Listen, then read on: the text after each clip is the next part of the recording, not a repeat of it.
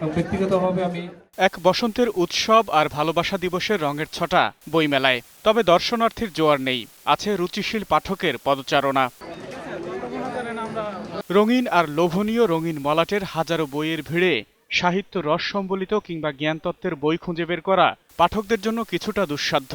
বাংলাদেশের মানুষ সবাই হচ্ছে গিয়ে মানে বই প্রিয় বা বই পাগল, যেটা কারণ আমরা দেখলাম যে 13 আর 14 তারিখ ফাল্গুন বা ভালোবাসা দিবসে উপচে পড়া ভিড় ছিল। বইমেলায় প্রতি বছর অনেক বই আসে, সবাই আসে ঘুরতে, অনেক ভিড়ের মধ্যে বই খুঁজে নেওয়া লাগে। তো এই সব মানুষের মধ্যে বই পড়ে বই খুঁজে নেওয়ার অনেক মজা। আশাবাদী লেখকরা পাঠকের সঙ্গে সম্পর্ক ভালো বইয়ের মধ্য দিয়ে। এই মেলাটার সবচেয়ে বড় শুভ লক্ষণ সেটা হচ্ছে মেলাটা একদম প্রথম দিন থেকে খুব জমজমাট। মানুষ এক একটা স্টলের সামনে গিয়ে খুঁজে খুঁজে পছন্দ মতো বই কিনতে পারছে। সোহরাওয়ার্দী উদ্যানে মোড়ক উন্মোচন মঞ্চে নতুন বইয়ের যাত্রা শুরু করেছে।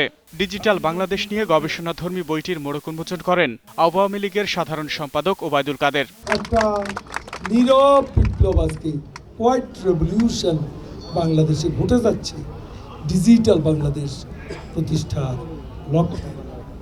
কাজেই এই কাজটি অত সহজভাবে তৈরি হয়নি, হঠাৎ করে লিখতে চাইলেই লেখা যায় না।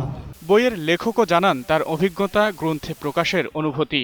বাংলাদেশে কেউ এর পরে কোনো পিএইচডি করেছে কিনা আমার জানা নাই, বই পুস্তকে পাইনি, লাইব্রেরিতে পাইনি, আমি তার বেস করে দিয়ে গেলাম, ভিত্তি স্থাপন করে দিলাম। হয়তো আগামী দিনে যারা করবেন, পিএইচডি করবেন, এর উপর গবেষণা করবেন, মনে হয় তাদের কাজে এই সহায়ক শক্তি হিসাবে বইটি কাজ করবে আমি বিশ্বাস করি।